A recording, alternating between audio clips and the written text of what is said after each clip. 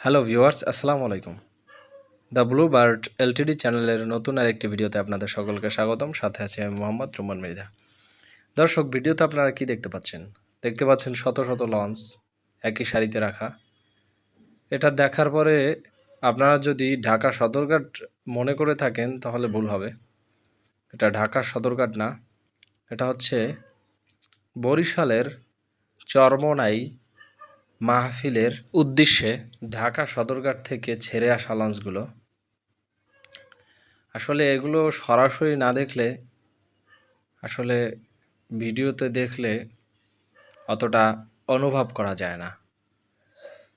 তো আপনারা এখানে এসে সরাসরি দেখে যাবেন যে এখানে কতগুলো লঞ্চ যাত্রী নিয়ে এই মাহফিলে আসে।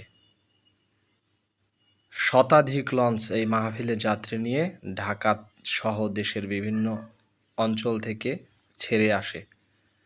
দর্শক, আপনারা কারা কারা চরমোনাই মাহফিলে গিয়েছেন কমেন্টে জানাবেন।